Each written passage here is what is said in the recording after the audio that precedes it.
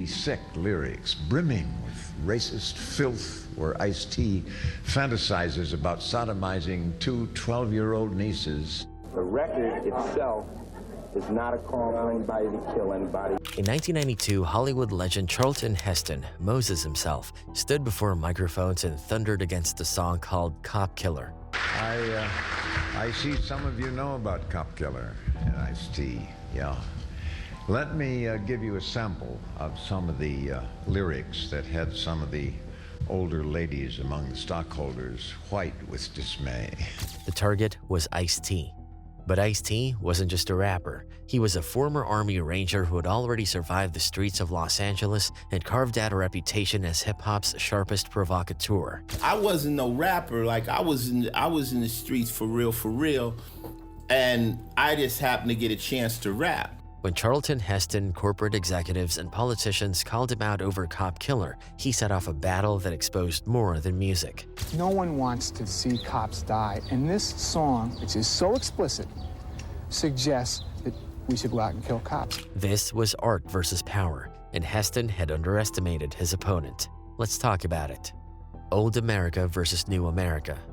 1992 was already a year on edge. The Los Angeles riots had left whole neighborhoods smoldering, and America was staring straight at its racial fault lines. On the nightly news, the footage was inescapable. Burning buildings, smashed storefronts, and angry voices demanding justice after the acquittal of LAPD officers in the Rodney King beating. Can we all get along? Can we get along?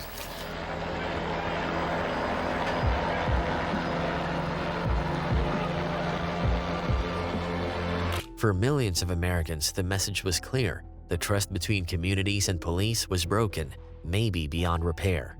That's the climate into which Ice-T dropped Body Count, a heavy metal project born out of frustration and rebellion. It was abrasive, loud, and unapologetic, and buried in that album was a track that would ignite one of the most heated cultural battles of the decade, Cop Killer.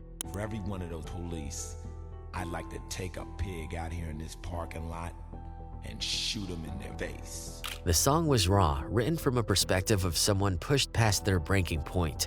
Ice-T was channeling years of police brutality that people in South Central Los Angeles had seen firsthand. The hook was blunt, the anger unmistakable. It didn't take long before critics seized on it, painting it as a direct call to violence rather than what Ice-T insisted it was, a protest record in tradition of punk and political rock. And then into the storm stepped a man from an entirely different America. Charlton Heston, Hollywood's square-jawed leading man of the 1950s and 60s, remembered for playing Moses in The Ten Commandments and Ben-Hur in Ben-Hur. By the 1990s, his film career had slowed, but his stature hadn't diminished. He had become a cultural elder statesman, lending his booming voice and commanding presence to causes he believed in, most notably the National Rifle Association, where he stood as a spokesman for tradition, morality, and conservative values. For Heston, this was personal. He saw the cultural tide turning, movies and music getting darker, angrier, more profane, and he positioned himself as one of the last guardians of old Hollywood decency. So when he heard Cop Killer, he decided it was his duty to speak out. At a Time Warner shareholder meeting, Heston took the microphone. With his actor's cadence, he read the lyrics of Cop Killer out loud to a room full of executives and investors. Police across the country were outraged, rightfully so. But Time Warner was stonewalling because it was the cash cow hit CD for them. His delivery was slow, deliberate, dripping with moral disapproval. The room was silent as Heston hammered home his point. This was not freedom of expression. This was obscenity, and Time Warner should be ashamed. That moment marked the beginning of a clash bigger than one song. On one side stood Charlton Heston, symbol of old America, orderly, moralistic, and certain of its authority. On the other side stood Ice-T, a rapper turned rock frontman, unapologetic about using shock to spark conversation about race, policing, and freedom of speech. It was Hollywood against hip-hop, the establishment against the street. Ice-T before the attack. But Ice-T did not grow up with a script. His childhood pivoted on loss. A mother gone when he was a kid, a father gone not long after. By the time he was a teenager, he was on his own in South Central Los Angeles, a place where rules were made by necessity, not by anyone in a suit. That patchwork of survival and stubbornness is the first thing you need to know about Ice-T. Everything that came after, the records, the movies, the interviews, traces back to those early choices. At 19, he joined the Army, not for glory, but for practical reasons. What if I go to jail? Right. You know what I'm saying? What if I go to jail? So I went in the Army, I went down and I just signed up, and I basically went in for uniforms. He had a daughter to support and no steady income. The service offered structure, pay, and a way out of the immediate scramble of the streets. The Army taught him things that would matter later: discipline, timing, how to read people, how to plan a move. He learned to lead small teams. He learned that preparation beats impulse. Those are the same instincts that would later keep him calm under TV lights and hostile questions. But military life wasn't a clean break from his past. Ice-T got into trouble in uniform, a theft that landed him in military jail. The story is almost embarrassingly human. A sergeant who wanted things, a scheme that went wrong, a cab driver who ratted them out. Even in the military, you got in trouble. You got caught stealing a rug, and Everybody said Howard Stern is gonna know all your dog. No, I looked you up. Okay, yeah. He paid the price, but even that episode taught him something useful: how to think ahead, how to deal with a situation, and how to plan an exit. That kind of lesson matters when your livelihood depends on reputation and timing. It gave me a lot of learn how to create a plan. You know how you have when you're in jail, you get a routine you get used to doing. I learned how to do routine. I learned how to problem solve in there. When he came back to Los Angeles, the streets he turned to had changed, or maybe he had. He was more focused. He had a kid to care for, and he had a few more tools in his head: patience, a sharper eye for danger, and a knack for logistics. He tried to sell weed and steal car stereos, but he was also writing. The books of Iceberg Slim stuck with him. The language, the structure, the blunt truths. Those books taught him how to shape a story that sounded like the street but felt like literature. He began to write rhymes and test them out at clubs and on tapes. At first it was rhythm and survival. Later it would be argument and provocation. This is where the two parts of his identity started to show up: the man who knows how to fight and survive, and the man who knows how to perform. On stage, Ice-T was a born showman. He could control a room. Off stage, he was a street observer, a chronicler of what people with no platform felt and thought. Those two halves reinforced each other. His credibility came from having lived the life he described. His craft made those experiences legible to listeners who hadn't. The birth of Cop Killer. By the early 90s, Ice-T was already a name you couldn't ignore. He had crossed from street tapes into Hollywood films, and his records were selling. But he wasn't content to sit in one lane. He wanted to push the envelope further. Hip-hop had given him a platform, but the raw energy he carried went beyond beats and rhymes. That's when he linked back up with Ernie C., a longtime friend from Crenshaw High. Ernie was a guitarist, and the two had been talking for years about mixing the worlds they knew: Ice-T's raw street storytelling with Ernie's heavy metal riffs. The band they formed was called Body Count. For Ice, this was a way to channel the kind of range and commentary that didn't always fit inside a rap track. He'd grown up on groups like Black Sabbath and Led Zeppelin just as much as he'd absorbed funk and soul. In his mind, rap and rock weren't opposites. They were both rebel music, both loud, both built for kids who felt shut out of the system. Ernie brought the musicianship, pulling in friends from the neighborhood who could thrash, shred, and bring the intensity of a live band. Body Count wasn't trying to be subtle. Their goal was to push boundaries, call out hypocrisy, and make the kind of noise that nobody could ignore. And me being a rock fan, I was like, let's make a band. Yeah. And I'm always like, well, what'll make it unique? Well, we'll do music that's a mix of Black Sabbath, Slayer, and but the content will be unique. Ice-T called it reality rap with guitars. Whereas rap records might dive into stories of hustling or survival, the band was more direct, more confrontational. They were playing for people who had seen police lights flash their windows at night, who had friends locked up or killed, and who felt the weight of the system pressing down. The song that would define them, Cop Killer, was born in that atmosphere. Ice-T had seen too many headlines, too many names added to the list of young men brutalized or killed by police in Los Angeles. The city was still reeling from the Rodney King beating, and the riots that followed showed just how explosive the tension had become. For ICE, writing Cop Killer wasn't about fantasy or provocation. It was an outlet, a way to voice the anger that people around him were living with every day. In interviews, ICE would later explain that the song came from a place of frustration. He'd been rapping about street life for years, but now he wanted to put the feelings into a raw, harder form. With Body Count, he didn't have to sample or loop. He could let guitars scream, drums pound, and vocals cut straight through. The track wasn't about encouraging violence, it was about holding up a mirror to what people were already feeling. I walked into the studio singing Psycho Killer by the Talking Heads. And my drummer was like, man, they need a cop killer. I'm like, why? He said, so these cops will know they can't get away with what they doing. For communities who'd been targeted, it was catharsis. For outsiders, it was shocking. And that was exactly the point.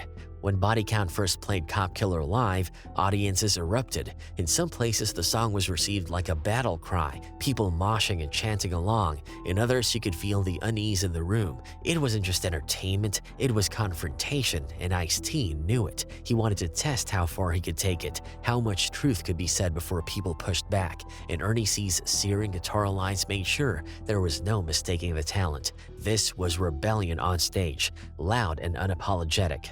What made Cop Killer different is that it wasn't written in the abstract. Ice-T had lived both sides. He'd been a soldier, trained in discipline and combat, and he'd been a hustler dodging cops in Los Angeles. He knew what it meant to be policed and profiled. That gave the song a weight you couldn't dismiss as fiction. And while some in the industry might have seen Body Count as a side experiment, Ice knew he was stepping into new territory with purpose. He was creating art that couldn't be ignored, art that forced uncomfortable conversations. He'd spent years refining how to turn outrage into momentum. Cop Killer was proof of that. It was a statement designed to provoke, yes, but more than that, it was a reflection of a community's reality, one that America's establishment had long tried to silence. By the time the controversy would explode, Ice and Body Count were already prepared. They knew the song was gasoline, and all it would take was just one spark. How the outrage ignited. It didn't take long for Cop Killer to leave the clubs and hit the evening news. A Dallas police officer named Glenn White set the spark, writing an article in a department newsletter that accused the song of encouraging violence against cops. He didn't just complain, he printed the personal address of Warner Brothers Records president Lenny Waronker and called for a boycott of all Time Warner products. Within days, a Corpus Christi newspaper picked it up. By the end of the week, police unions and political groups were holding press conferences, demanding apologies, demanding the song be pulled, and threatening to divest pension funds from Time Warner stock. This was no longer a music story, it was national controversy. The band had barely released their album, and now Time Warner's phone lines were jammed with angry calls. Death threats poured into the offices of record executives. Ice-T later said he figured Waronker must have received hundreds of them. Some estimates went as high as 500. It was the beginning of a storm that would pull in politicians, CEOs, and even the President of the United States. No one wants to see cops die, and this song, which is so explicit, suggests that we should go out and kill cops. The song itself became a flashpoint on TV. News anchors warned viewers they were about to hear something indelicate before rolling a clip. On CNN's Moneyline, Myron Candle called it garbage and an outright incitement to violence against the police. He accused Time Warner of disguising greed as free speech. But Myron Candle says it's a corporate travesty and Time Warner should be ashamed. Myron? Lou, I think the lyrics of the Cop Killer rap song by Ice-T are garbage and an outright incitement to violence against the police. Unlike ordinary Americans, he argued, our police put their lives on the line every day. Last year, 138 were killed in the line of duty. This song insults their memories. His conclusion was blunt. Time Warner had made a mistake, and the right thing to do was pull the album. From there, the outrage snowballed. In June of 1992, even Vice President Dan Quayle weighed in, saying he was outraged at the fact that Time Warner, a major corporation, was making money off a record called Cop Killer that suggested it was okay to kill cops. Soon, 1,500 record stores pulled the album from their shelves. Police organizations staged protests outside concerts, and as sales of Body Count tripled in places like Houston, where boycotts had been launched, the protests only got louder. Killer. What made the situation unusual was the sheer number of groups that found common ground in attacking Ice-T. Democrats and Republicans signed letters condemning the record. Governors and senators withdrew from Warner Brothers events in protest. Pat Buchanan, running his campaign for president, linked the Los Angeles riots to rap music, pointing to Cop Killer as evidence of a cultural decline. Alabama's governor called for a nationwide ban. New York's Mario Cuomo called it ugly, destructive, and disgusting. Even Bill Clinton, then running for president, let his campaign note that the record wasn't exempt from his concerns about violent music. By June 29th, the controversy had reached the highest office in the land. President George H.W. Bush, speaking at a New York DEA event, declared, "I stand against those who use films or records or television or video games to glorify killing law enforcement officers. It is sick, it is wrong for any company, no matter how noble the name, to issue records that approve of killing law enforcement officers." The applause that followed was telling. For the first time in American history, a sitting president had condemned a specific music artist by name. But even as the backlash mounted, Ice-T didn't retreat. On stage, he leaned into the fire. I'm waking up in the morning and I hear President Bush say my name, and I'm like, I'm worried about where my socks are at. You know what I'm saying? I'm like, there's people with nuclear bombs out there. So I must have touched something, man, and maybe the cops are just scared because a lot of them know they wrong. At shows, the band would open with a skit of a pig-masked cop being jumped before blasting into their set. When reporters asked him about the president's words, Ice-T turned the conversation back on America. "Don't these politicians realize the country was founded on revolutionary thought?" he asked. "The national anthem is a song about a shootout. Paul Revere is a hero for warning that the police are coming." The more Ice-T framed himself as part of a larger tradition of protest art, but behind him, Time Warner was caught in a battle they hadn't anticipated. Their executives were torn between defending free expression and calming shareholders. In one rare move, Gerald Levin, the company's president, published an op-ed in the Wall Street Journal defending the record.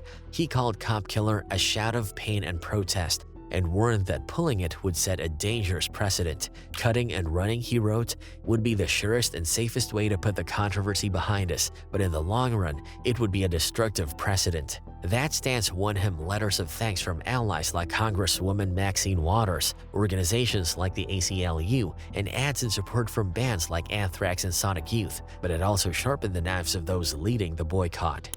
Police groups claimed corporations had no free speech rights. The NRA even tried to seize the moment, holding their own press conferences to frame the album as part of a larger culture war. Suddenly, Cop Killer wasn't just a song. It was being dragged into debates about free speech, violence, race, and corporate responsibility. The irony wasn't lost on Ice-T. He pointed out that the same politicians condemning him for violent lyrics were friends with Arnold Schwarzenegger, whose blockbuster film Terminator 2 had featured cops being gunned down by machines. Director James Cameron himself noted that the Rodney King beating had been taped blocks away from the set of Terminator 2. Find somebody who was from outer space, who never heard of Arnold Schwarzenegger, didn't know what he was doing, and you showed him the little clip of the movie where he killed up all the cops, right? But when it came to Ice-T, the outrage was real, loud, and relentless.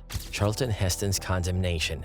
By the summer of 1992, Ice-T and Body Count were facing the full weight of the American establishment, lawmakers, police unions, corporations, and even the White House. But the most theatrical move came not from Washington or the LAPD. It came from Hollywood, from Charlton Heston.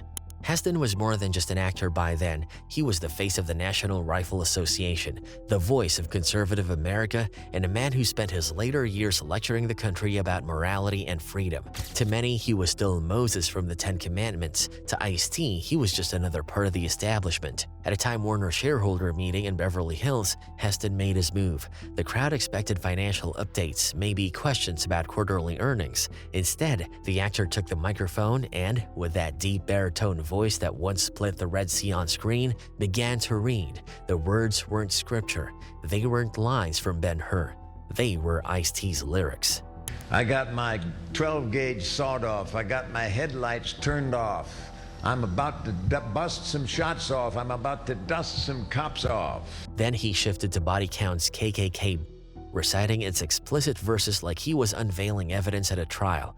Gasps riddled through the boardroom. Some executives shifted in their seats, unsure whether to look at the legendary actor or the floor beneath them. Heston pressed on, dripping with moral certainty. If the song were entitled Fag Killer, or if the lyrics went Die, Die, Kike, Die, would you still sell it? He demanded. It had often been said that if Adolf Hitler came back with a hot movie synopsis, every studio in town would be after it. Would Warner Brothers be among them? That was the moment Ice-T later described as the establishment officially declaring war. Up to that point, the attacks had come from politicians, unions, and pundits. Now a Hollywood legend was standing inside Time Warner's own walls, shaming executives in front of their shareholders, using his fame as a weapon. The irony wasn't lost on anyone. Here was a man who had built his reputation playing larger-than-life heroes, prophets, and liberators, now wagging his finger at a black artist whose entire career was about giving voice to the streets. Ice-T had once said that Cop Killer wasn't shock for shock's sake, it was reality. It was his neighborhood in South Central, his anger after the Rodney King beating, his friends being harassed by police. To him, Heston wasn't a prophet, he was a performer, reciting words without context, turning art into a headline. When Ice-T heard what Heston had done, he didn't back down. He called him a punk and a hired gun.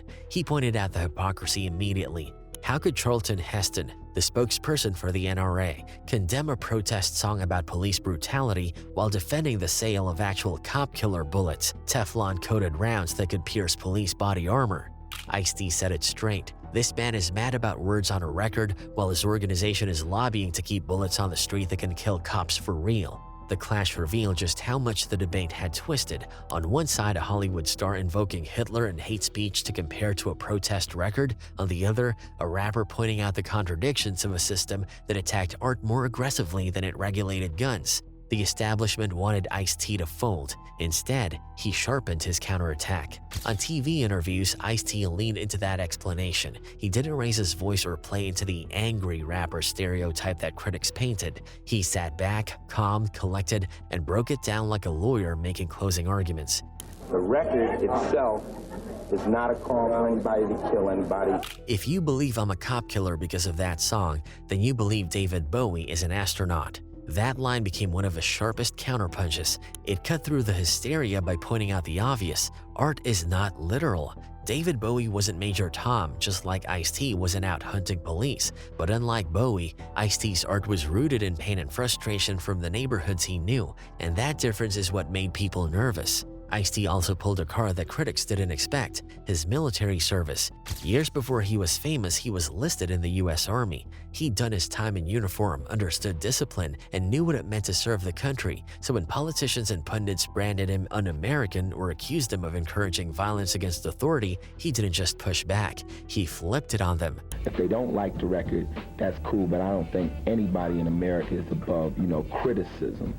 We just celebrated the 4th of July, he said in one Rolling Stone interview. That's really just National F*** the Police Day. I bet during the Revolutionary War there were songs like mine, so don't tell me about patriotism. This country was built on protest. It was a devastatingly simple argument. If America could celebrate rebels who fought the British Crown, why was it so unthinkable for a rapper to criticize police abuse in his own city? By tying his song to the nation's founding glory, Ice-T reframed himself not as a threat to democracy, but as part of its tradition.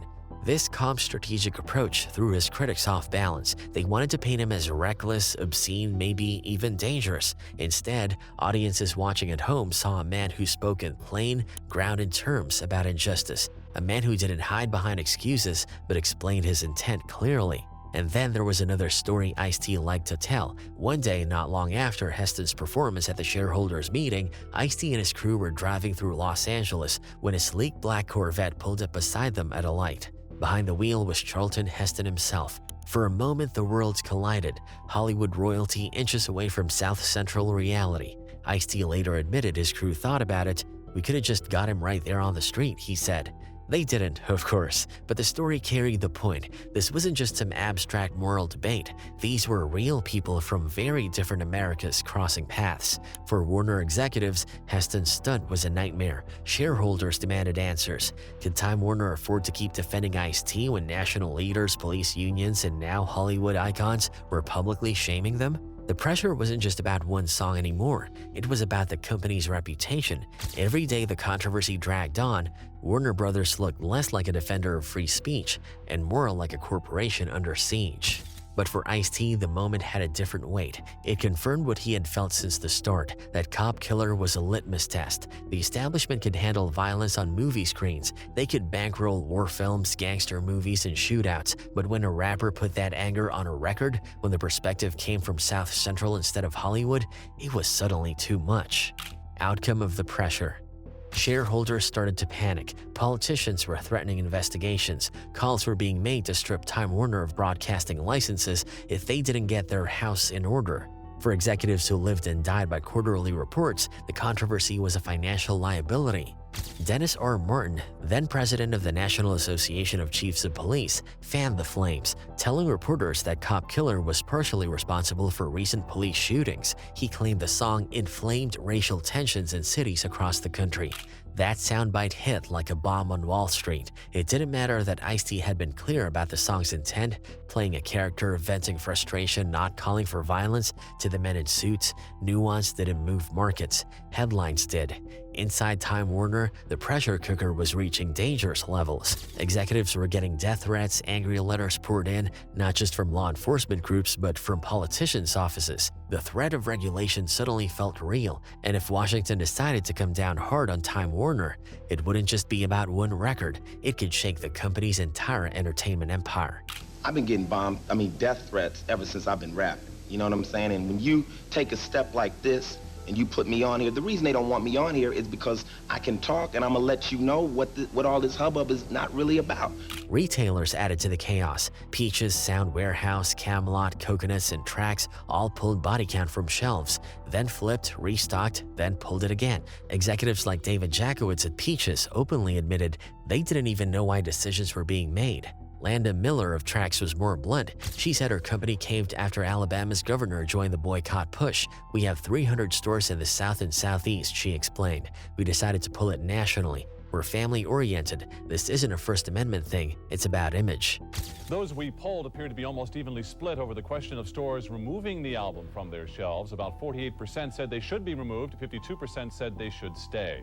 For Ice-T, this was exactly the problem. His fight wasn't just with politicians or the police, it was with a system that cared more about appearances than substance. At a press conference announcing the decision to pull Cop Killer from future pressings, he cut straight to the point. "When people go after the company, that's a real punk move.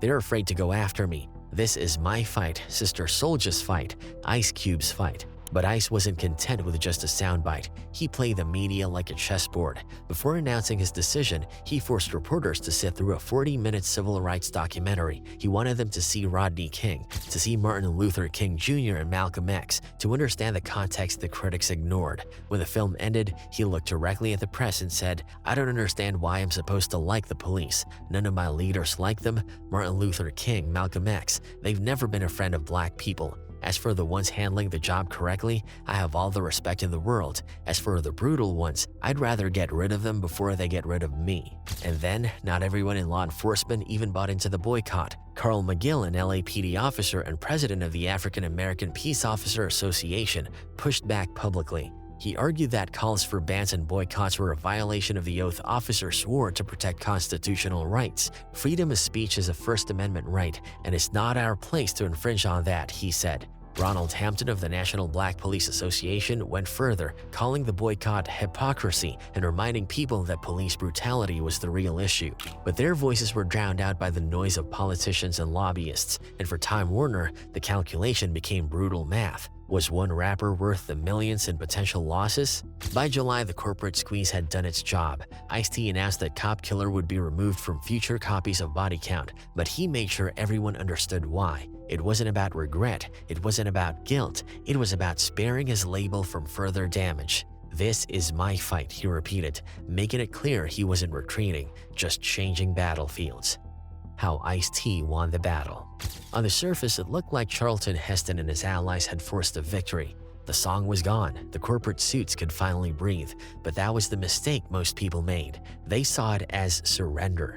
In reality, it was Ice-T who set the terms of the ending. He was refusing to let Cop Killer define him or his band. He wasn't going to be boxed in as the rapper who only made headlines because of one record. Pulling the track wasn't a retreat, it was a pivot. And he pivoted hard.